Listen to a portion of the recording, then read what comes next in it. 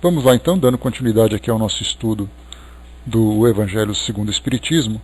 Nós estamos no capítulo 28, coletânea de preces espíritas, preces pelos outros. Esse é o nosso segundo encontro. O item então que nós vamos começar é o de número 48.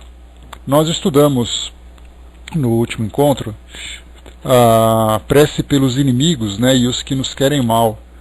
E a gente viu a dificuldade que é ainda trabalhar esse tema dentro de nós, de pedir para que o perdão, né, seja a iniciativa mais importante para todos nós.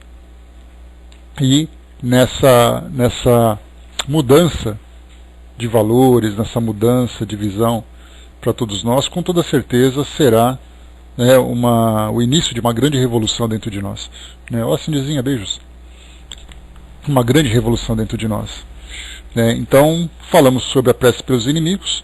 A próxima que nós veremos aqui é exatamente a graças por um bem concedido aos inimigos. Então, quando nós estudamos sobre a prece pelos inimigos, nós já falamos que neutralizar dentro de nós o sentimento de vingança é uma ação extremamente difícil.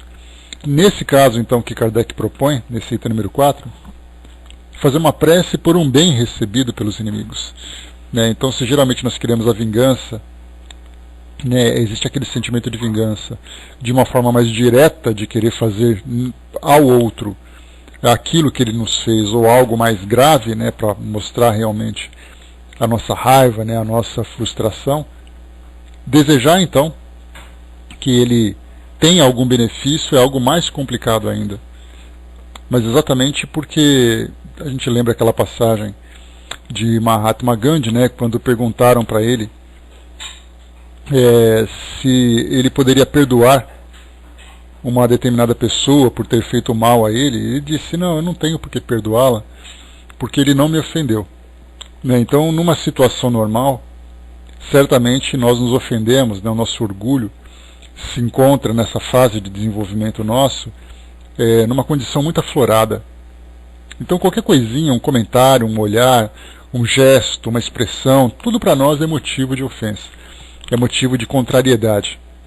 Então fica muito difícil para nós termos uma relação absolutamente harmônica com as pessoas. Muitas vezes fazem de propósito, algumas vezes fazem sem querer, e outras tantas vezes nós mesmos fazemos isso sem perceber, porque é tão normal nós adotarmos uma determinada linha de conduta, nos comportarmos num grupo social, que a gente nem percebe de que forma que o outro vai sentir aquilo que eu faço. Então, quando Jesus disse fazer ao outro aquilo que nós gostaríamos que nos fizessem, ele tem nessa expressão um ensinamento muito profundo, que só vai ser alcançado através de uma prática intensa, de uma prática constante na nossa vida. De realmente, para cada atitude que eu tiver, eu inicialmente imaginar qual vai ser o resultado disso. Sempre agir de uma forma antecipada, para imaginar como será o resultado. Se eu fizer um comentário, se eu fizer uma brincadeira. Recentemente eu fiz uma postagem de um comentário do professor Leandro Carnal, quando ele falava sobre os apelidos. Postei lá na nossa fanpage do espiritismo.net. Eu posto esses vídeos porque ela traz para nós uma ilustração muito interessante sobre aquilo que a doutrina traz para nós como ensinamento. Então, nesse comentário ele falava assim: às vezes você usa uma expressão carinhosa para tratar uma pessoa, faz uma brincadeira, e para nós é muito engraçado, para nós é um jeito de falar com as pessoas, mas a gente nunca imagina de que forma que isso vai atingir o outro. Se é algo que realmente ele vai receber com carinho, se ele vai receber com carinho, embora contrariado pela forma como foi expressado, se ele vai se ofender com isso. Então nós vemos que é muito comum, em situações do nosso dia a dia, nós provocarmos esse efeito negativo nas pessoas com a mesma intensidade que as pessoas provocam o efeito negativo em nós. Então essa vivência de fazer ao outro aquilo que eu gostaria que ele me fizesse, sempre nos coloca numa condição de muita reflexão. E isso faz com que nós fiquemos muito mais em silêncio e num estado de observação, do que agindo de uma forma impulsiva como nós fazemos geralmente no nosso dia a dia. Porque eu falo o que eu penso, eu brinco, eu sou todo espontâneo e tal, sem perceber que muitas vezes eu sou ali uma avalanche, provoco uma avalanche de emoções nas pessoas. Então, essa vigilância para nós é fundamental. Então, nessas situações simples, já faz com que nós criemos nos nossos círculos sociais um sentimento de antipatia. Que ele começa de uma forma muito simples, é aquela pequena faísca que muitas vezes acaba se tornando depois uma grande labareda. Então, muitas vezes um sentimento de vingança, o ódio, a constituição de um inimigo começa por um gesto simples que não foi percebido, que não foi observado. Então, o sentimento de vingança sempre é para nós algo muito constante. Se alguém fala alguma coisa que nós não gostamos, não por uma questão de concordar ou não concordar, mas por provocar em nós um efeito negativo ou positivo, né? Então, se por acaso tem esse impacto negativo e em seguida acontece alguma coisa com essa pessoa que faz ela passar por um constrangimento, a gente então, como eu falei para vocês da outra vez, dá aquele risinho de canto de boca e fala bem feito. Isso é o sentimento de vingança na sua condição embrionária. A partir desse desenvolvimento, nós encontramos as grandes tragédias motivadas pela vingança. Então, aquela ideia do bem feito, essa expressão, ela é extremamente cruel, mas que nós não damos o valor exatamente por ela fazer parte do nosso dia a dia, por ela fazer parte dos nossos hábitos. Você falar bem feito, ou seja, você sofreu, que isso seja bem feito, ainda bem que isso foi bem feito. Fico feliz que você esteja sofrendo por isso. E para nós é normal. Então há necessidade de nós, inicialmente, né, dentro daquele processo de transformação, começarmos então a tirar aquilo que é o mais grosseiro, a violência. Naturalmente, não somente a violência física, mas a violência moral também, a violência afetiva, elas são dolorosas da mesma intensidade. A gente poderia dizer que ver o sangue, ver os hematomas, ver partes quebradas, tudo isso para nós é muito traumático, mas a gente não imagina o que acontece dentro do campo afetivo, dentro do campo emocional. Então, na mesma intensidade, a violência é sempre aquilo que deve ser tirado em primeiro plano. Depois a gente vai então fazendo aquela lapidação, ou seja, aquela pedra bruta vai passando por aquele esmeril, que vai então tirando aquelas cascas mais grosseiras e vai então fazendo com que aquela pedra comece a ter um formato. Mas esse formato não é o suficiente, ela precisa ser ainda cada vez mais, né, lapidada, alisada, vamos dizer assim. E no final vamos encontrar aquele diamante perfeito. Então o fato de tirarmos aquilo que é grosso nos coloca ainda numa condição muito distante do objetivo, que é exatamente essa pureza que nós desejamos alcançar. Por isso a vigilância constante. Então, perdoar um inimigo é muito difícil. Mas criar um inimigo para nós é muito fácil. Então, para que nós não tenhamos a necessidade de perdoar inimigos, de procurar inimigos, a gente tem que trabalhar muito para que não criá-los. Porque assim a gente vai ter uma liberdade de pensamento, uma liberdade de sentimentos para agir com todas as pessoas de uma forma equilibrada, de uma forma igual. E essa igualdade, claro que, como Jesus coloca, lá aqui mesmo no Evangelho, lá no capítulo Amai os vossos inimigos, a gente fala daquele amor, né, o amor pela humanidade, o amor fraterno, e naturalmente ele vai se tornando cada vez mais profundo conforme a gente vai criando esses laços. Mas aquele amor que a gente distribui igualmente para todos, essa liberdade que nós temos, porque é muito difícil você desejar ser uma pessoa amorosa e não se sentir à vontade para amar alguém. Isso hoje é muito normal. As pessoas dizem, mas eu não tenho obrigação de amar ninguém. É o nosso pensamento normal. Mas não é uma questão de obrigação. A capacidade, né, isso não é obrigação, mas ela se torna exatamente uma capacidade que vem com o nosso crescimento. E se nós desejamos crescer, amar incondicionalmente é um objetivo que nós devemos alcançar. Então, como não chegamos nessa condição ainda, criamos então os nossos inimigos. De que forma que nós temos que trabalhar isso agora? Fazer esse processo inverso de desintoxicação. Desintoxicar nossa mente, desintoxicar os nossos sentimentos, começar a ver no outro, né, criar uma estratégia para ver no outro aquilo que ele tem de positivo e compreender as suas imperfeições, compreender os erros que ele praticou. Hamed traz para nós um ensinamento muito interessante a respeito do perdão, que ele fala de que forma que nós devemos perdoar. E falar de perdão é uma coisa tão fácil para nós, né? Bom dia, Nando, bom dia, Tic-Teco. Falar de perdão para nós é uma coisa tão natural, que a gente fala perdão, perdão, perdão, mas a gente traz no nosso coração ainda tantos ressentimentos por aqueles que não nos compreenderam, por aqueles que nos machucaram, nos decepcionaram, principalmente aqueles que eram próximos.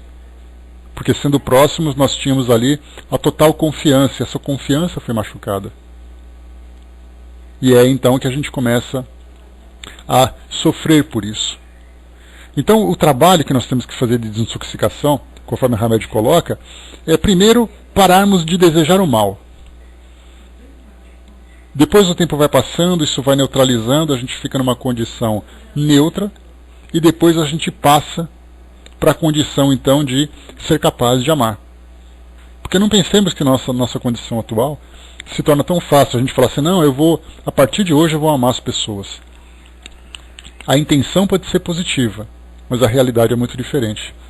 Então, lembrando daquela parte da química, né, em que nós temos ali uma solução que é mais alcalina e depois uma solução mais ácida, a gente tem que começar a sair daquela parte mais ácida, embora o alcalino também seja perigoso, mas só para a gente usar essa ilustração, sair daquela parte mais ácida, ou seja, sair daquela parte mais agressiva e começar gradualmente a neutralizar, diminuindo cada vez mais a sua intensidade, mudando o nosso pensamento. Hamed lembra que a melhor forma de começar o perdão é você se distanciar psicologicamente daquela pessoa.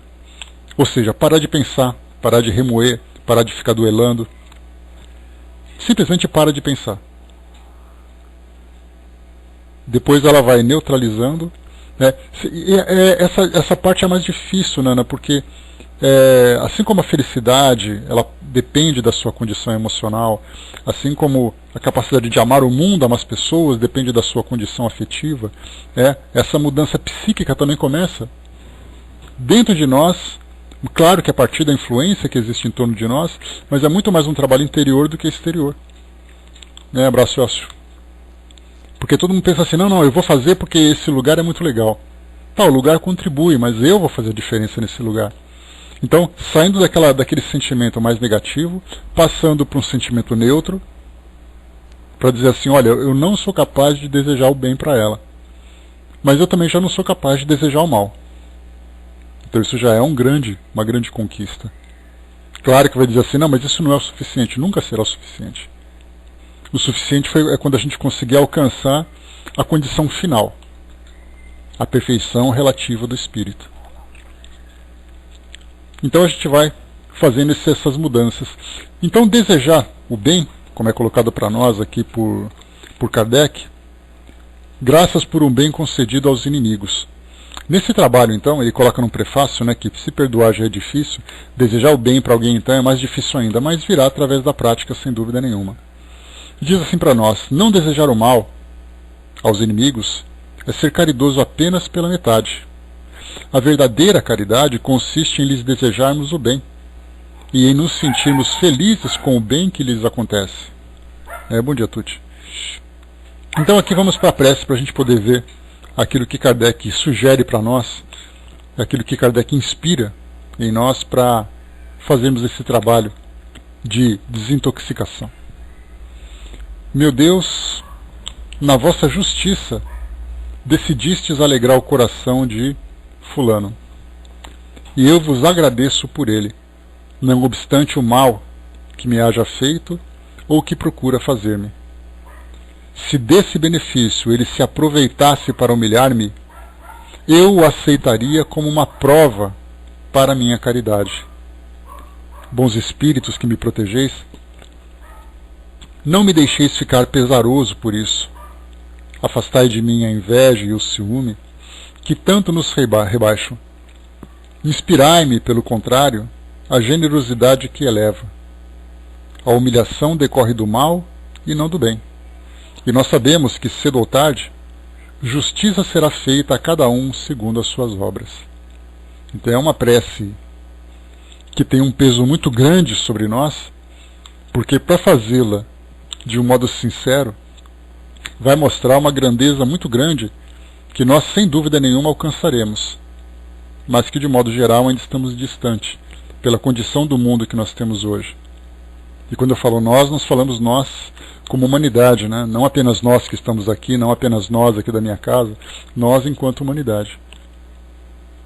Então, primeiro, já que temos que fazer esse trabalho de reversão desses sentimentos, nós temos que lembrar também que é importantíssimo para nós desejar, ou trabalhar para não criar novos inimigos e para não potencializar aqueles que já existem. Então a gente faz o trabalho de reversão daqueles que já existem. Muitas vezes é um sentimento que nós não conseguiremos trabalhar agora, ou não conseguiremos neutralizar agora. É algo que ainda vai demorar um bom tempo ainda, muitas vezes até em existências futuras, dependendo da intensidade desse sentimento que ainda bate em nós. Mas o fato de nós não criarmos mais problemas já é alguma coisa. E isso vai mais ou menos ao encontro daquele mesmo raciocínio das provas e expiações. Hoje nós vivemos aqui as nossas provas e as nossas expiações. Sofremos, choramos, lamentamos, mas a parte mais importante para nós não é apenas sofrer aquilo que já foi criado. É que a partir de hoje nós não criaremos mais problemas para o futuro. Então é uma visão no passado, uma visão no futuro e um trabalho intenso no presente. Com relação aos relacionamentos que nós estabelecemos, a ideia é exatamente a mesma. Olhando no passado, aquilo que eu já fiz, que eu não posso mudar. Chico lembra, né? Vocês se recordam? Eu não posso mudar o passado, né, daquilo que eu estou vivendo agora, mas eu posso começar agora e fazer um novo fim. Então, as relações que foram criadas, o que eu posso fazer é tentar trabalhar tanto quanto possível para evitar que elas se agravem ou mesmo para que elas melhorem. Agora, daqui para frente, a minha preocupação é todos os relacionamentos novos que virão serão sempre relacionamentos saudáveis. Se nós tivermos essas ações em mente, sem dúvida nenhuma a nossa vida vai sofrer uma transformação significativa de uma forma muito positiva. Então isso começa com os sentimentos, com os nossos pensamentos, com os nossos desejos, com relação aos outros. E aí então tudo fica mais calmo. Bom dia, Catarina. Muito bem, passamos por aqui. A próxima prece que Kardec coloca, ela já é um pouco mais... já tem um debate mais profundo, porque trata exatamente da prece pelos inimigos do Espiritismo. E quando Kardec trouxe essa prece, com toda certeza ele falava com grande conhecimento de causa, porque a doutrina espírita ela é combatida ostensivamente naquele período. Era ali aquela fase de uma sociedade intelectualizada, científica, positiva, filosófica, ao mesmo tempo vivendo tendo um predomínio religioso muito grande na mente das pessoas, e aí então nasce uma filosofia mexendo, né, dentro desses dois ambientes. E aí então ele sofria ataques dos dois ambientes. Tanto dos intelectuais, que chamavam-no de fantasioso, de maluco, como dos religiosos, que chamavam-no acusavam-no de praticar blasfêmia, que ia para o inferno, que todas as pessoas deveriam ser amaldiçoadas, que isso a princípio pode parecer apenas uma expressão, mas que na verdade isso provoca uma transformação nas pessoas que te veem de fato como inimigo daquilo que você acredita. Ele traz para nós aqui inicialmente duas passagens do livro de Mateus, uma no capítulo 5 e a outra no capítulo 10. A primeira ele lembra do Sermão do Monte, belíssima passagem dos Evangelhos, em que ele diz assim: bem-aventurados os que têm fome e sede de justiça, porque eles serão fartos. Bem-aventurados os que padecem perseguição por amor à justiça, porque deles é o reino dos céus. Bem-aventurados são quando vos injuriarem e vos perseguirem e disserem todo o mal contra vós, mentindo por meu respeito. Folgai e exultai, porque o vosso galardão é copioso nos céus, pois assim também perseguiram os profetas que foram antes de vós. E depois ele coloca aqui no capítulo número 10. E não temais os que matam o corpo, e não podem matar a alma. Temei antes, porém, o que pode lançar no inferno tanto a alma como o corpo. Então, o que nós vemos aqui nessa passagem, né, Jesus mesmo sofreu por isso, e é muito interessante que como esse processo é equivocado ainda na nossa mente, né? Jesus na sua época trazia uma filosofia que ia contra uma filosofia predominante. E aí então ele foi acusado, foi sacrificado, e aí depois vieram aqueles que trabalhavam pela filosofia que foi deixada e perseguiam outros que pensavam diferente.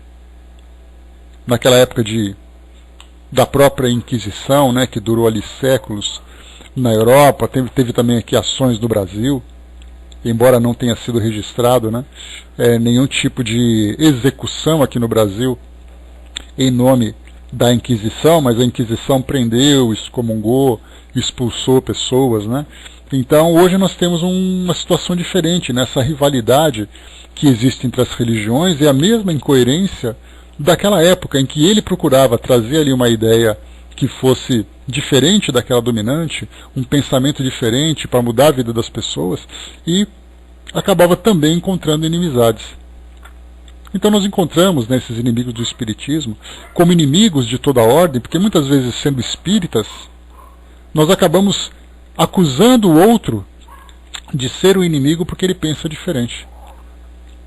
Porque o pensamento radical, que nada mais é do que uma paixão desequilibrada, ela existe no ser humano. Ela não é uma propriedade de uma determinada classe, de um determinado grupo. Porque não importa onde eu esteja, eu posso ser um ateu radical, eu posso ser um cristão radical, eu posso ser um budista radical, porque isso é da natureza humana, são paixões.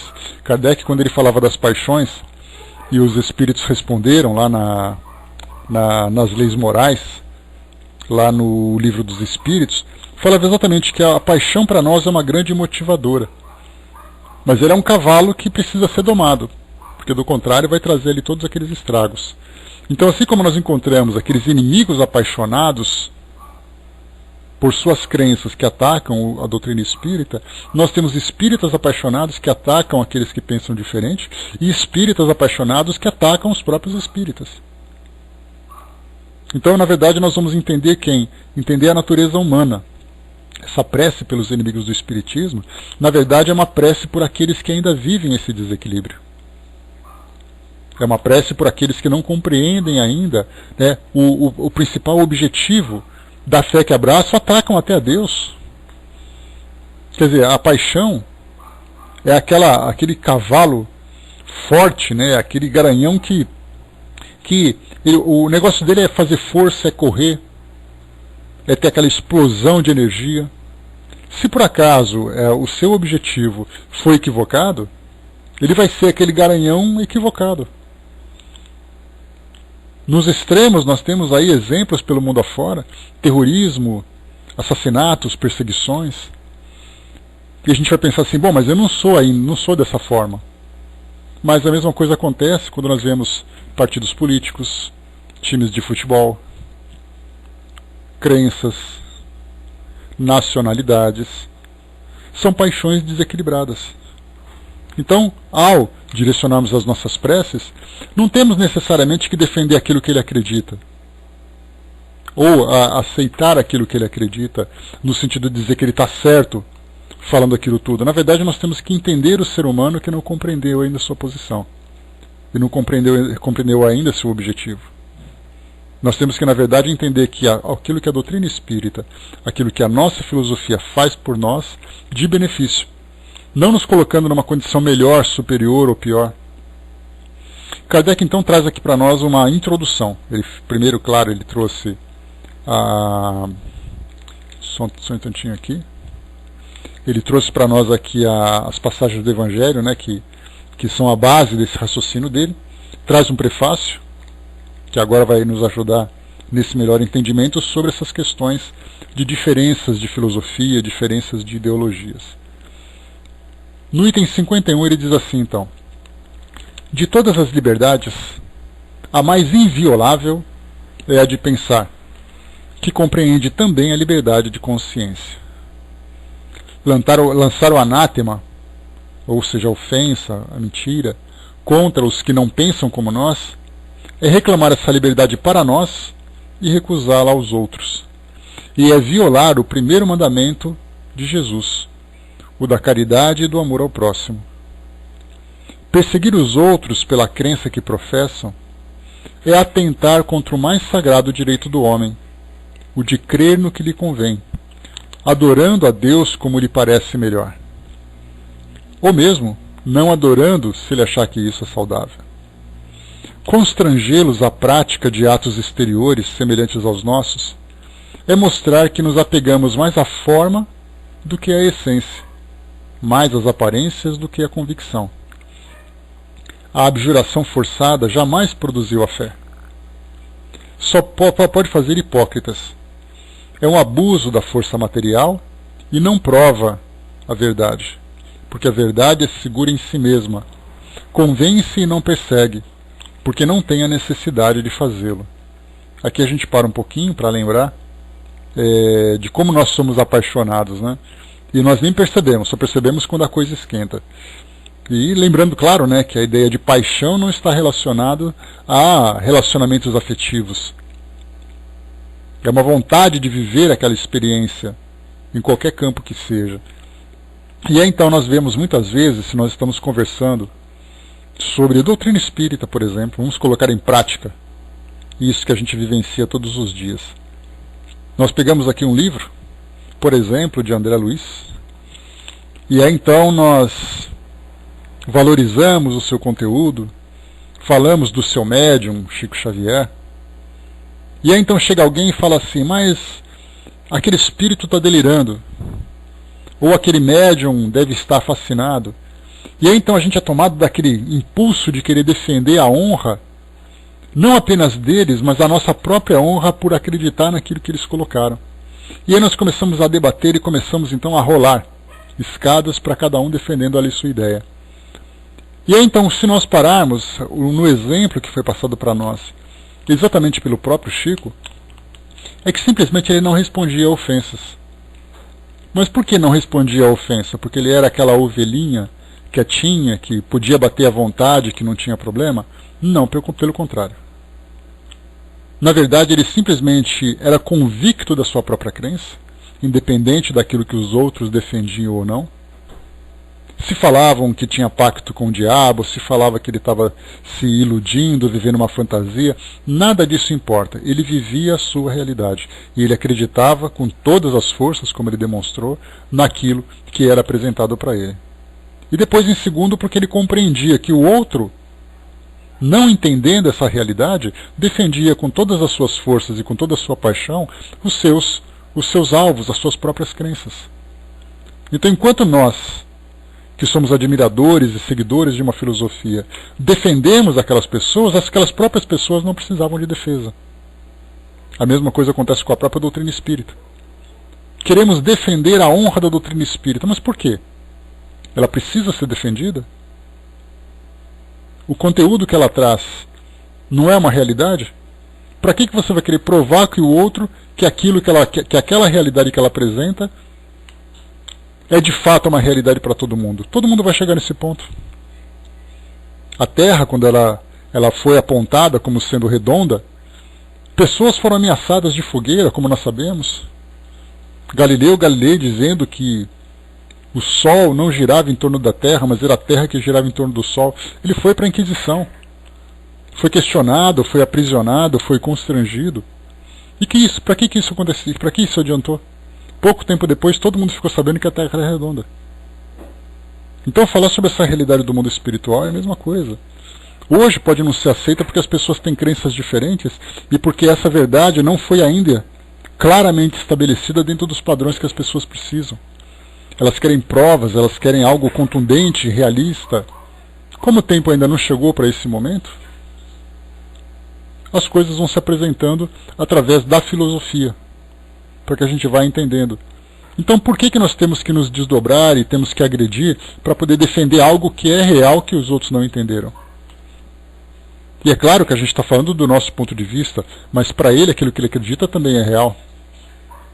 E ele pode simplesmente se calar, dizendo assim, deixa eles se iludirem com aquela coisa de psicografia, de comunicação com os mortos, de mediunidade, deixa eles se iludirem que um dia a verdade vai aparecer. Na verdade, um dia a verdade vai aparecer para todo mundo. E enquanto nós estamos aqui nos debatendo, a verdade aos poucos vem se revelando. Até chegar o dia, mais uma vez, em que todos terão acesso a ela. Então por que temos que defender? Na verdade, nós não estamos defendendo a doutrina. Nós estamos querendo defender a nossa própria honra, que foi ferida pelo fato de nós acreditarmos naquilo. Não é a mesma coisa que acontece quando a gente fala mais uma vez em time de futebol? Você começa a criticar seu time, começa a criticar o jogador, o técnico, e aí então eu me tomo de dores e saio brigando na rua. Essa briga, essa discussão vai mudar alguma coisa da realidade daquele clube, da realidade daquela ideologia política? Então, na verdade, nós estamos defendendo a nossa honra. É o orgulho, a vaidade que está predominando, e não simplesmente um debate sobre esse ou aquele tema. A Miriam colocou, né, deveria ter um conhecimento cooperativo e não competitivo, né? Porque, na verdade, como eu falei para vocês, hoje o que nós temos entre as religiões é um debate sobre as diferenças, e não simplesmente um debate sobre as semelhanças. E por que as diferenças? Porque é o orgulho que predomina. Não é a razão. A razão é, vamos pegar ali uma parte da verdade de cada um, para todos construirmos uma mesma verdade. E aí então a gente pega as diferenças e tenta defender, mais uma vez, muito mais a nossa honra do que aquilo que nós acreditamos. Então essa concorrência que existe hoje no mundo, ela é muito mais devido à natureza humana do que pelos temas que são debatidos. O Elcio colocou, né, o estudo e a prática nos levará ao cooperativo. O detalhe, né, Elcio, é assim, quanto tempo isso vai demorar? Para que nós entendamos, né, que o nosso objetivo de acreditar naquilo é exatamente de encontrar a verdade. Conhecereis a verdade vos libertará. Mas a preocupação não é essa nos tempos atuais. Eu preciso viver feliz dentro daquilo que eu acredito. E para eu defender essa felicidade, eu sou capaz de chegar até ao extremo. E aí então a gente acaba equivocando exatamente o objetivo principal. Né? Fará surgir o amor, né? Muitos terão que ser convertidos, nem que seja por osmose, né, crística. Tudo o seu tempo. O conhecimento virá sempre. O problema é que tornamos religião em partido político. Então, o problema é que nós somos apaixonados, Tico e Teco. Não importa qual seja. Se a gente estivesse jogando bolinha de gude, e se eu achar que a minha bolinha é mais bonita que a sua, a gente vai sair no tapa, para defender a cor de uma bolinha de gude. É tudo uma questão de paixão. Não importa qual é o tema. Alguns temas são muito mais, claro, muito mais presentes na nossa vida, né, que todo mundo fala, né? Não se discute futebol, religião e política. Mas, na verdade, nós não temos condições de discutir sobre quase nada. Nas escolas, ontem eu conversava com uma aluna minha, ela estuda numa escola de freiras. E tem uma outra escola, que também é de freiras, da mesma rede, que eu perguntei para ela, né, mas e tal escola, o que você acha? Eu não gosto daqueles alunos, não. Eu falei, mas por quê? Não, eu não sei, não gosto deles. Eu falei, mas como assim? Você estuda escola de freira e não gosta um do outro? Não gosta, existe uma rivalidade entre os alunos. Por quê? Por uma questão de paixão, pela camisa, pelo uniforme que eles usam. Eu tenho o uniforme da minha escola, você tem o uniforme da sua. Eu acho que a minha é melhor do que a sua. Então nós vamos brigar por isso. Crianças chegando nesse ponto. E quando se fala em rivalidade entre centros espíritas, vamos lá. Que a gente está falando muito da vida dos outros, né? Vamos falar da nossa vida agora. Aquela rivalidade que fala assim, que meu centro é muito mais verdadeiro porque eu estudo Kardec e o seu não estuda. Nas prateleiras do seu centro tem Zíbia Gaspareto, Cruz Credo. No seu centro espírita as pessoas têm que usar roupa branca, o nosso não precisa. Tudo é levado ao extremo por causa das paixões. Então, essa é a questão que a gente começa a observar. A Miriam coloca, né, ouvimos mais para responder do que para compreender. Foi exatamente aquilo que o Leandro Carnal, que eu comentei com vocês num vídeo que eu postei. Num outro ele falava sobre a arte da escutatória. Porque de um modo geral a gente tem ali a oratória e a escutatória. A oratória é ali a arte que nós temos, a capacidade de falar. Só que o nosso ouvir é o ouvir para contra-argumentar. Não ouvir para receber aquilo que o outro tem para oferecer. Então se eu falar para vocês a minha ideia, eu gostaria que vocês ouvissem e apreciassem aquilo que eu estou falando, não que você me contrariasse. Então de imediato é assim nas nossas conversas. O fulano fala uma coisa, você pode perceber que chega uma hora em que ele te corta, ele toma a palavra daquilo que você estava falando. Muitas vezes nós falamos isso, fazemos isso. Alguém começa a falar alguma coisa, a gente se envolve com a conversa, começa a dar nossa opinião, de repente ele para e fica ouvindo a gente falar. Mas foi ele que começou o assunto. Então a arte da escutatória é uma prática que deve ser desenvolvida para todos nós. Para saber o que o outro pensa. Porque muitas vezes o que ele pensa é algo que realmente é muito racional. É algo que é muito lógico. E nós não precisamos da paixão. Precisamos apenas ouvir para compreender. Pois é, exatamente. Então Kardec continua aqui para nós. O Espiritismo é uma opinião, uma crença. Se fosse mesmo uma religião, por que não teriam os adeptos a liberdade de dizerem espíritas, como os católicos, os judeus, os protestantes e os partidários dessa ou daquela doutrina filosófica, desse ou daquele outro sistema econômico? Essa crença é falsa ou verdadeira? Se falsa, cairá por si mesma, porque o erro não pode prevalecer contra a verdade, quando a luz se faz nas inteligências. Se é verdadeira, a perseguição não a tornará falsa. A perseguição é o batismo de toda ideia nova, grande e justa, cuja propagação aumenta na razão da grandeza e da importância da ideia.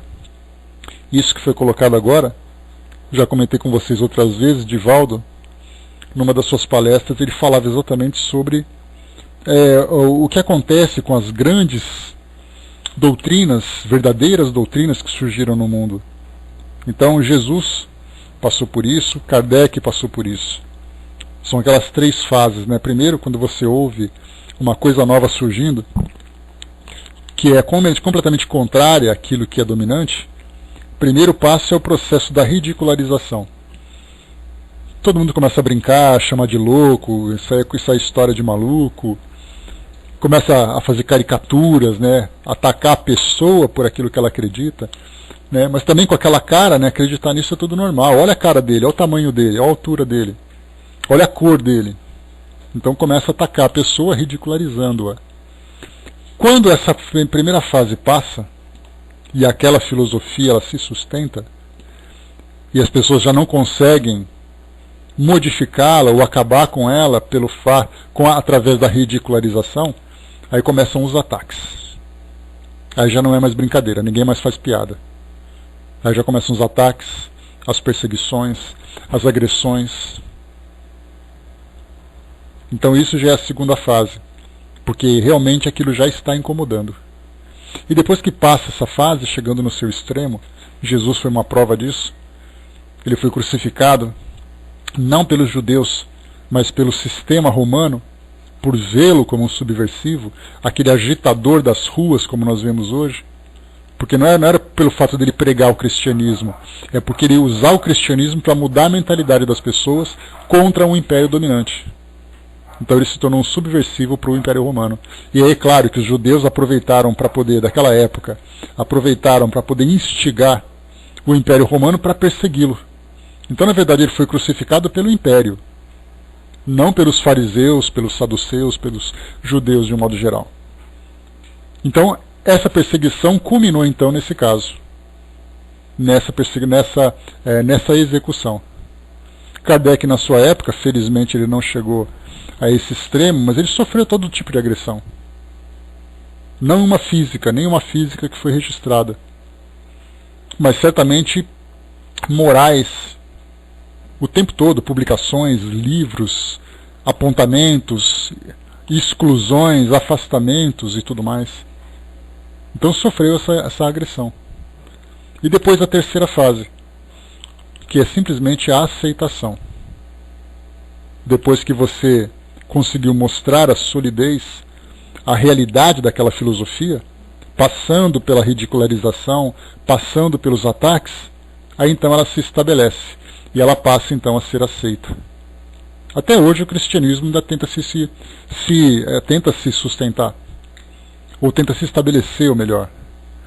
Porque para o mundo ocidental, a gente lembra que a religião cristã hoje é a maior do mundo em número de adeptos. Em segundo vem a religião islâmica. Mas a partir do momento em que o cristianismo se separa nas suas diversas linhas, nas suas vertentes, como por exemplo o catolicismo, as igrejas evangélicas, o espiritismo, aí então ela cai para segundo, porque aí fica a religião islâmica em primeiro lugar com o número de adeptos, pegando, claro, né, a África, a Ásia, especialmente concentrada ali no Oriente Médio, e também lá no Sudeste Asiático. E depois em segundo vem a Igreja Católica. E aí depois vem as igrejas evangélicas, a doutrina espírita está lá embaixo, né? Tímida não, quietinha, pequena ainda, abraçando uma filosofia que para nós é uma realidade. Então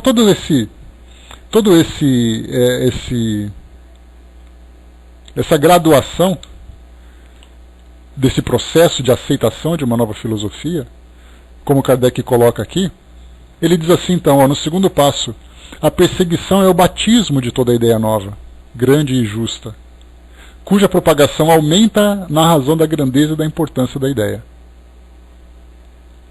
O furor e a cólera, diz aqui Kardec, dos seus inimigos, são equivalentes ao temor que ela lhes infunde. Foi essa a razão das perseguições ao cristianismo na antiguidade, e essa a razão das perseguições ao espiritismo na atualidade, com a diferença de que o cristianismo foi perseguido pelos pagãos, e o espiritismo o é pelos cristãos. O tempo, e detalhe interessante, né, a gente percebe que não existe ataque de judeus ou de muçulmanos contra o espiritismo. Existe exatamente dos cristãos. Isso porque o espiritismo se desenvolve, se sustenta aqui no nosso ocidente, e o cristianismo, obviamente, é a religião dominante aqui no ocidente.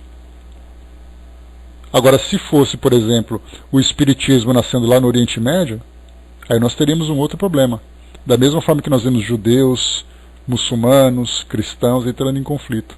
Então é claro que o ataque que sofremos são daqueles que pensam dentro da linha do cristianismo, até porque o espiritismo, defendendo ideias cristãs, a partir da sua perspectiva, acaba provocando exatamente, né, a rejeição daqueles que defendem o mesmo cristianismo a partir de outra perspectiva. E ele diz ainda, o tempo das perseguições sanguinárias já passou, é verdade. Mas se hoje não matam o corpo, torturam a alma. Atacam-na até mesmo nos seus sentimentos mais profundos, nas suas mais caras afeições. As famílias são divididas, excitando-se mãe contra filha, mulher contra marido. E mesmo a agressão física não falta, atacando-se o corpo no tocante às suas necessidades materiais, ao tirarem às pessoas o próprio ganha-pão para reduzi-las à fome. Isso, né, houve infelizmente uma mudança, que quando surgiu o terrorismo ali por volta da década de 1970, quando começamos ali com o terrorismo religioso, e voltamos então às agressões. Por exemplo, esse êxodo que tem acontecido lá no Oriente Médio para a Europa, né, das pessoas que moram na Síria, na África mesmo, né, com Boko Haram ali presente. Então nós temos ali grupos que são radicais, islâmicos, né, como se declaram, perseguindo pessoas que não respeitam, que não aceitam as suas imposições. Então nós saímos da época da Inquisição, entramos na época do fanatismo religioso, agora através desses ataques, dessas perseguições. Então atentados de toda a ordem que nós vemos hoje. Então, vemos ali, né, qual é exatamente ali a ideia verdadeira que nós temos que defender. É a ideia daquele que se defende ou a ideia daquele que ataca? Depois ele continua. Espíritas, aqui pelo que a gente dá a entender, é uma psicografia que chegou, né? Não vos aflijais com os golpes que vos deferem, pois são eles a prova de que estáis com a verdade. Se não o estivesseis, vos deixariam em paz, não vos agrediriam. É uma prova para a vossa fé, pois é pela vossa coragem, pela vossa resignação, pela vossa perseverança, que Deus vos reconhece entre os seus fiéis servidores, os quais já está contando desde hoje, para dar a cada um a parte que lhe cabe, segundo suas obras. A exemplo dos primeiros cristãos, orgulhai-vos de carregar a vossa cruz. Crede na palavra do Cristo, que disse: bem-aventurados os que sofrem perseguição pela justiça, porque deles é o reino dos céus. Não temais os que matam o corpo, mas que não podem matar a alma. E acrescentou: amai os vossos inimigos, fazei bem aos que vos fazem mal, e orai pelos que vos perseguem. Mostrai que sois os seus verdadeiros discípulos, e que a vossa doutrina é boa, fazendo para isso o que ele ensinou e exemplificou. A perseguição será temporária. Esperai, pois, pacientemente o romper da aurora, porque a estrela da manhã já se levanta no horizonte. Então, mais uma vez, não nos coloquemos como vítimas e perseguidores, né? Porque, como lembra de Leon Denis, a doutrina espírita será aquilo que os espíritas fizerem dela. Então, muitas vezes nos colocamos como vítimas pelo fato de sermos perseguidos por aqueles que pensam diferente, mas outras vezes nos colocamos como algozes dentro da própria crença que nós abraçamos, acusando aqueles que pensam de diferente dentro da doutrina espírita de serem os equivocados e nós ali os donos da razão. Então, mais uma vez, a gente fala das paixões, que era sempre predominante, né, no nosso pensamento. Aqui depois no item 52, Kardec coloca uma sugestão de prece, que é importante para nós. Ele diz assim: Senhor, vós nos mandastes dizer por Jesus, o vosso Messias, bem-aventurados os que sofrem perseguição por amor da justiça. Perdoai os vossos inimigos, orai pelos que vos perseguem. E ele mesmo nos mostrou o caminho, orando pelos seus algozes. Por seu exemplo, Senhor, apelamos à vossa misericórdia em favor dos que desprezam os vossos divinos preceitos, os únicos que realmente podem assegurar a paz neste e outro mundo. Como o Cristo, também nós vos pedimos: perdoai-lhes, Pai, porque não sabem o que fazem. Dai-nos a força de suportar com paciência e resignação, como provas para a nossa fé e nossa humildade, as zombarias, as injúrias, as calúnias e as perseguições que nos movem. Afastai-nos de qualquer ideia de represálias, pois a hora da vossa justiça soará para todos, e nós esperamos, submetendo-nos à vossa santa vontade. E é claro, né, a gente lembra sempre que o que Kardec coloca em termos de postura diante dos ataques que nós sofremos, é aquela diferença entre debater um tema e querer defender um tema. O debate significa troca de ideias, e Kardec se posicionava de uma forma muito sóbria, né, nesse momento, quando ele encontrava artigos ou encontrava publicações que falavam do Espiritismo, e ele então refutava essas ideias, né, debatendo, argumentando e tudo mais. Mas a questão principal era sempre assim que ele dizia: se você quiser conversar sobre o Espiritismo, nós conversamos. Se você quiser atacar o Espiritismo, então nós não temos por que conversar. Então era uma postura não de arrogância, mas exatamente dizendo que não adianta você querer argumentar com alguém que já traz os seus próprios conceitos e quer defender apaixonadamente as suas ideias em detrimento das ideias do outro, tirando o direito de você expressar aquilo que você pensa.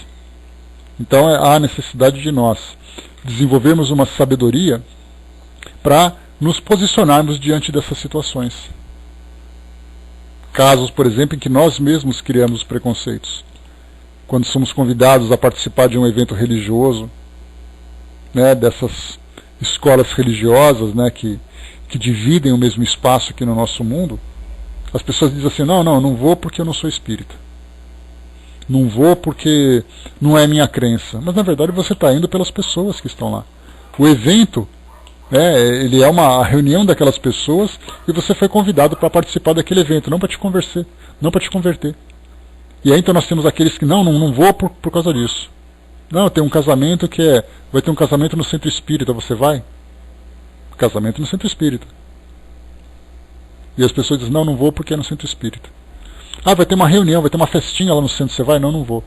Ah, vai ter uma reunião na minha igreja, você vai? Não vou. Quando eu falei casamento em centro espírita, é que muitos espíritas gostam de fazer uma pequena reunião, um cerimonial dentro do centro espírita, né? Ele acaba se tornando uma barreira, que as pessoas não vão porque pensam diferente. E nós também somos assim muitas vezes. Olá, professor, olá, Regina. Então, nessa passagem aqui, Kardec nos traz essas reflexões mostrando que elas estão muito relacionadas com a ideia da inimizade. Porque criar inimigos você só precisa de um motivo. Muitas vezes o motivo vem exatamente ser as nossas crenças, a nossa filosofia. Então fechamos por aqui, né, esse nosso item número 5. O item número 6 agora, virando então a nossa página, como eu falei para vocês, a gente está passando por esses temas apenas para aqui refletirmos um pouco sobre cada uma das orações que Kardec propõe. Aqui no item número 6, Kardec fala prece para o nascimento. Agora a gente tem aqui um tema mais ameno, né, um tema mais interessante, um tema mais emocionante para todos nós, né? No momento em que nós vemos ali uma criança nascendo, inclusive temos, né? Se vocês procurarem lá no YouTube, vocês verão o parabéns para você, espírita. Né? Então nós temos ali versos muito bonitos, né? Parabenizando por mais um dia da sua reencarnação e tudo mais. Então aqui prece por um nascimento. Eu me recordo que uma vez um primo me trouxe o bebezinho nele que era recém-nascido para conhecer. E a gente pega então aquele bebezinho no colo, né? Dá aquela olhada assim nos olhos, aqueles olhos perdidos, aqueles olhos dispersos, né? Vendo toda aquela movimentação. E aí inevitavelmente a gente pensa assim, né? Nossa vida acabou, poxa vida, né? Acabou de chegar um espírito novo, né? A gente fica imaginando aquele espírito naquela condição ainda de inconsciência da sua realidade, dos seus compromissos, que está ali nos seus cuidados iniciais, cuidados mais básicos, né? É um espírito que acabou de reencarnar. Eu tive a felicidade, a oportunidade de trabalhar em um hospital e conseguir ali participar de alguns partos, né? E ali então você via, naquela época infelizmente não tinha uma visão, né, que eu tenho hoje, mas você via ali simplesmente o nascimento. Olha, parabéns pelo seu filho que chegou.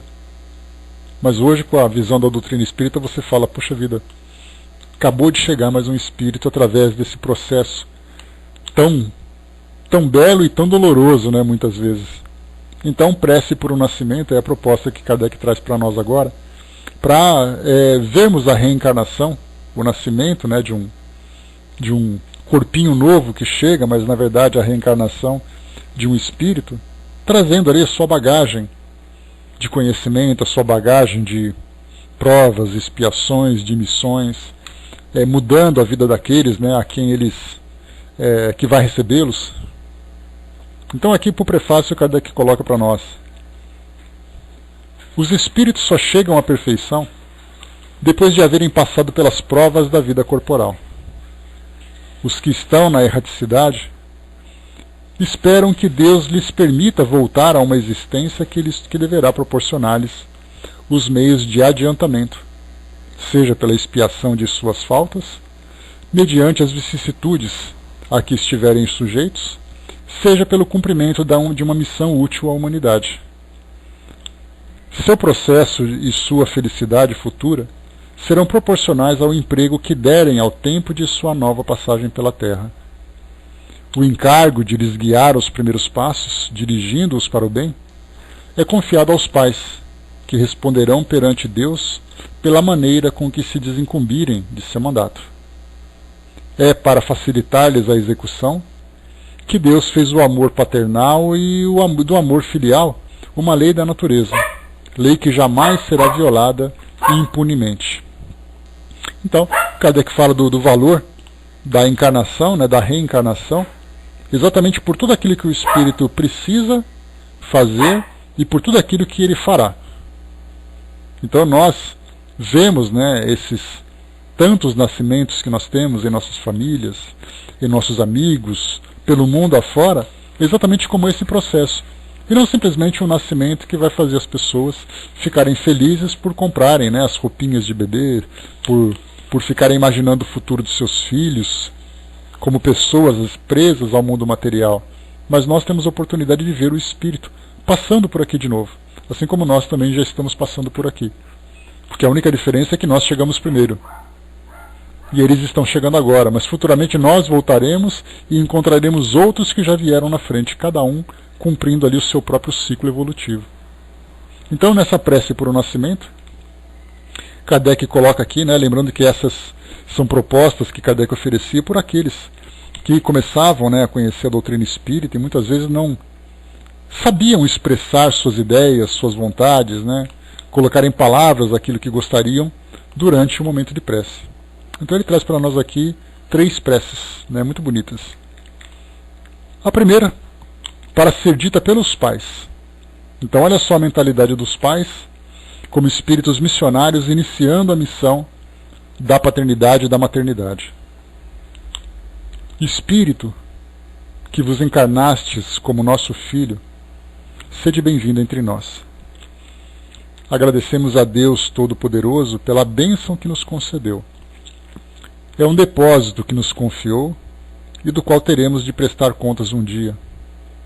Se ele pertence à nova geração de bons espíritos que devem povoar a terra, obrigado, Senhor, por mais esse favor. Se é uma alma imperfeita, nosso dever é o de ajudá-lo no progresso, em direção ao bem, por nossos conselhos e nossos bons exemplos. Se cair no mal por nossa culpa, teremos de responder por isso perante vós, porque não teremos cumprido nossa missão para com ele. Senhor, amparai-nos no cumprimento de nossa tarefa e dai-nos a força e a vontade de bem realizá-la. Se esta criança tiver de ser um motivo de provas para nós, seja feita a vossa vontade. Bons espíritos que viestes presidir o seu nascimento e que deveis acompanhá-la durante a vida, jamais a abandoneis. Afastai os maus espíritos que tentarem induzi-la ao mal. Dai-lhe a força de resistir às suas sugestões e a coragem de sofrer com paciência e resignação as provas que a esperam na terra. Então essa é a prece que trata desse tema. Agora o detalhe que nós temos aqui, tão bonita, né, nessa passagem, é exatamente essa daqui, né, que bons espíritos que viestes presidir o seu nascimento e que deveis acompanhá-la durante a vida. Dá para imaginar os espíritos que vieram presidir o nascimento de alguém? Certa vez eu comentei com vocês sobre a perspectiva que nós temos, de acordo com a visão que nós temos, de acordo com a nossa perspectiva, de acordo com a posição que nós ocupamos, né? Então, enquanto nós estamos aqui comemorando o nascimento de um espírito, de uma criança, que na verdade, né, na nossa linguagem é a reencarnação de um espírito, nós temos ali um motivo de comemoração, de um modo geral, né, porque as famílias ficam felizes com o nascimento, com os filhos, né, faz parte do planejamento de grande parte, né, das famílias do nosso mundo hoje. Mesmo aqueles que são acidentais, né, aliás, foi feita uma pesquisa e ontem saiu o resultado, dizendo que 50% dos novos pais tiveram filhos não planejados. 50%. Então é assim, né, já que veio, vamos cuidar. E nós temos, lamentavelmente, o caso, né, das gestações que são interrompidas. Mas, para nós, é um motivo de felicitação.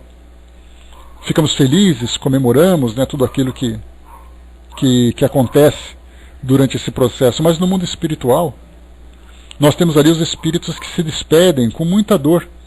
A dor da saudade, a dor da convivência, muitas vezes temendo pelo sucesso do espírito, já que grande parte de suas provas, suas expiações já são conhecidas. Então eles ficam apreensivos, né, de alguém que vai fazer uma viagem para cumprir uma missão que não sabem como será feita, se será bem sucedida ou não. Então, da nossa perspectiva, temos aqui a alegria do mundo espiritual, temos a lamentação, mas também a torcida, a esperança pelo sucesso daquele espírito. No processo de desencarnação, no processo de morte, tem uma visão muito parecida.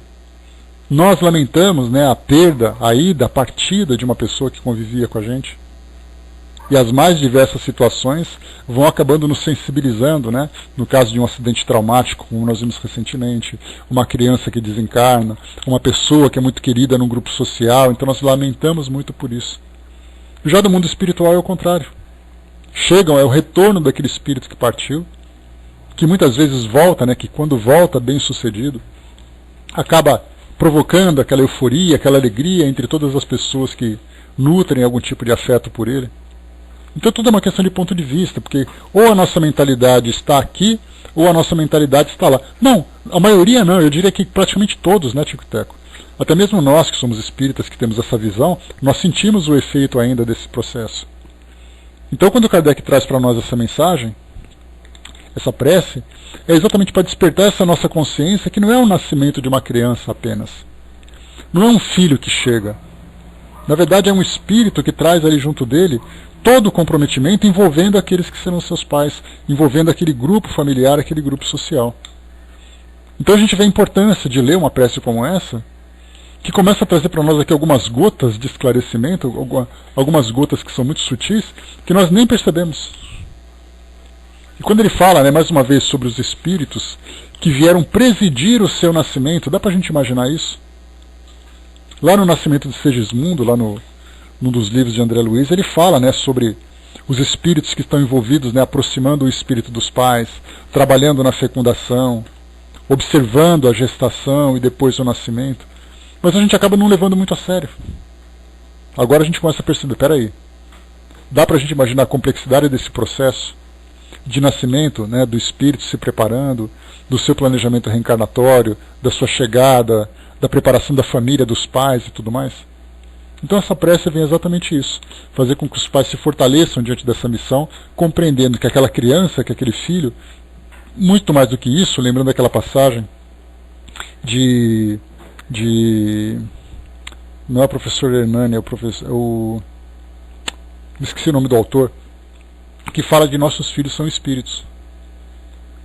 Então, pensando dessa forma, tudo se modifica. Vemos ali o espírito reencarnando. Um espírito que traz para nós também tais compromissos. O Hermes lembrou lá em cima, né, não me recordo de ter lido essa prece, mas quando nasceu meu neto agora em novembro, né, foi mais ou menos isso que disse mentalmente, é exatamente fruto, né, resultado do esclarecimento que nós temos. É por isso que Kardec propunha esse tipo de prece, para aqueles que eram os neófitos, né, da vivência espírita, porque não entendiam exatamente aquilo que acontecia, né? Quando eu comentei que olhava para aquela criança, olhava para os seus olhinhos, via aquele corpinho em formação, a gente ficava pensando, né? Um espírito que reencarnou, Emílio Miranda, né? Eu estava com o Hernani Guimarães, obrigado. Então quando eu olhava para aquela criança, a visão que me permitiu ter naquele momento foi fruto exatamente daquilo que nós estudamos na doutrina espírita, que todos nós somos espíritos. Alguns numa condição mais frágil, outros numa condição mais equilibrada, mas todos nós aqui vivendo experiências diferentes.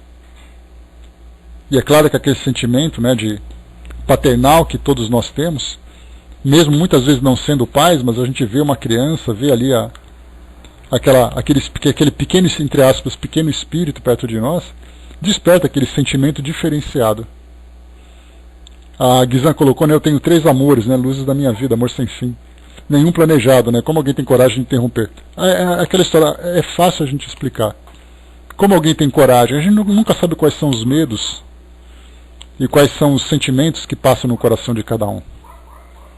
Então às vezes fazem muito mais por uma falta de opção do que por opção. Muito mais por medo, por toda a insegurança que gera, muito mais por imaturidade do que pela própria intenção de fazer o mal. Então esse é um tema que ainda desperta muitos debates entre nós, né? E há necessidade de claro, né, a sociedade se esclarecer sobre as consequências disso tudo. E aqui finalmente, deixa eu ver aqui, A outra, finalmente não, né? A outra prece agora. Já li uma para vocês, né? A 55. Item 55.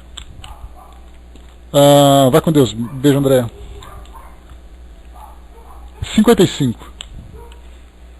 Meu Deus, vós me confiastes a sorte de um dos vossos filhos. Fazei, pois, Senhor, que eu me torne digno da tarefa que me destes.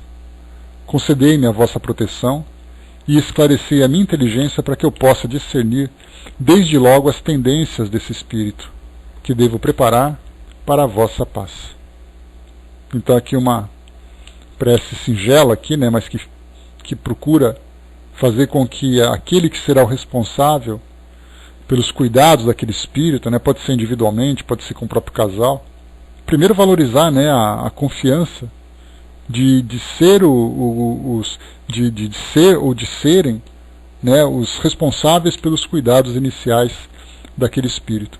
E pedindo exatamente isso, né? O esclarecimento, o discernimento, o equilíbrio, para cuidar daquele que foi colocado sob a tutela daquela família. E depois, para a gente acabar, o item número 56,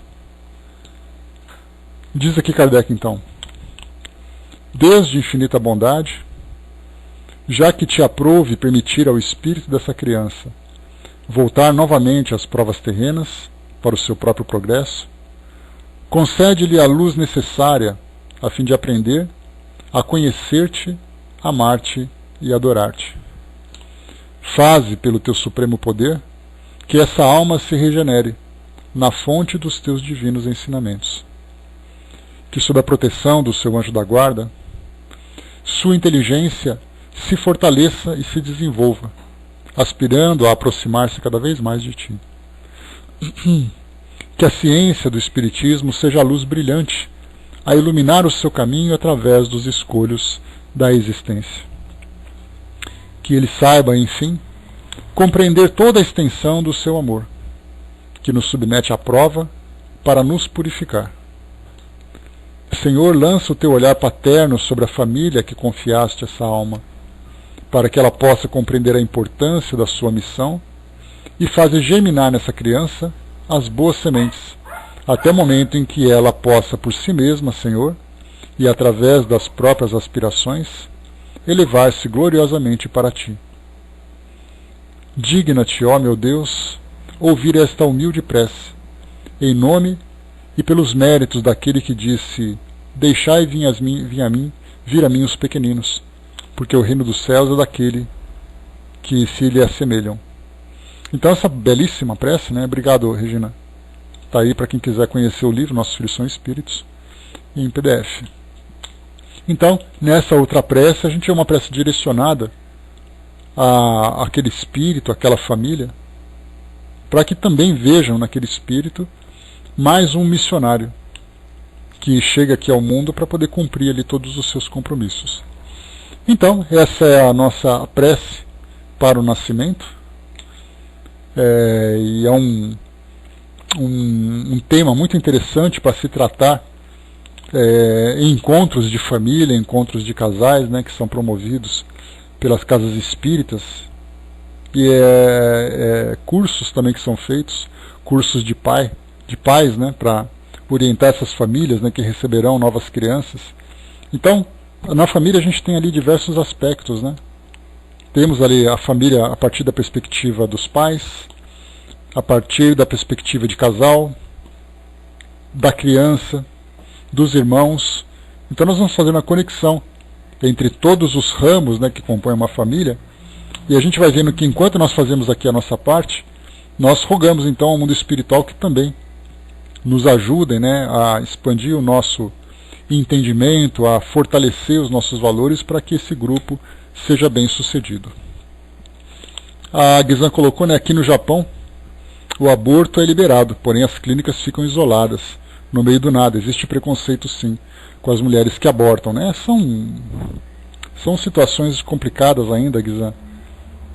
Para algumas sociedades o aborto acaba sendo permitido, para outras rejeitados, para outras em debate, né? Porque a visão que nós temos sobre a nossa realidade espiritual é uma visão muito teórica, né? Eu tenho falado nisso, juro que não é planejado, mas acaba surgindo ali a oportunidade, de vermos a religião vista apenas de um modo teórico, de um modo apaixonado, né, usando essa ideia que nós trouxemos hoje, e existe aquela vivência filosófica, aquela vivência real, espiritual, por parte daqueles que seguem determinada filosofia. E quando nós vemos comportamentos como esse, né, de pena de morte, de aborto, de eutanásia, isso mostra a distância que existe entre você acreditar em alguma coisa e você viver aquilo. Como nós ainda nos encontramos num estágio de infância dentro dessa vivência religiosa. E claro que a gente tem amadurecido desde tempos antigos, né, vivendo esse próprio processo de mudança na nossa postura diante da fé. Antes se matava pela fé. Hoje, né, isso oficialmente em nome da fé. Hoje não, hoje nós temos ali atitudes que são equivocadas, que são feitas apesar da fé. E quando nós deixarmos de ter a fé e temos a convicção, aí então as nossas atitudes vão se modificar completamente. E não apenas dentro desse campo. Quando nós falamos sobre aborto, sobre eutanásia, sobre pena de morte, até mesmo nos próprios assassinatos, nós incluiremos também, quando tivermos essa convicção da nossa realidade espiritual, mudanças na desigualdade social, na educação, na recuperação das pessoas, diante das doenças, a indústria, o comércio, a educação, o ambiente jurídico, administrativo, tudo isso vai com Deus fraterno. Tudo isso será modificado pelo simples fato de entendermos a nossa realidade espiritual. Então os erros que nós cometemos ainda vêm exatamente por essa ignorância. Alguns erros são mais graves, outros menos graves, mas todos são erros causados pelo mesmo motivo. De vivermos aqui no mundo físico, imaginando que a nossa realidade espiritual será outra lá na frente. O que a doutrina espírita faz por nós é exatamente mostrar que somos espíritos, e nós somos espíritos vivendo em experiências diferentes, em ambientes diferentes. Então, quando isso se tornar uma realidade para todos, nós teremos uma mudança completa no nosso planeta. E se nós olharmos agora e pensarmos assim, mas isso vai demorar para acontecer, é exatamente a demora da evolução que nós vamos alcançar. Então, já que nós não conseguimos ainda fazer essa mudança em proporções planetárias, valeu, professor, até mais. Então, enquanto nós não conseguimos fazer isso em proporções planetárias, se nós fizermos em proporções individuais, já é uma grande conquista, já é um grande ganho. Então é isso, pessoal. Fechando por aqui o nosso estudo de hoje. O próximo tema vai ser o item número 7. Aliás, o subtítulo número 7, o item número 57, né? Por um agonizante. Falaremos então daqueles que estão próximo da desencarnação por motivo de doença, né, de uma doença terminal e tudo mais, né? Então, está ali, vai trazer para nós essa proposta que é muito importante, né, de vivermos esse momento, e nós temos até mesmo o ramo da medicina que trata disso, né, que são os cuidados paliativos, que são aplicados exatamente para aquele grupo de pessoas que apenas aguardam, né, entre aspas, a morte na visão espírita, e recebem então aqueles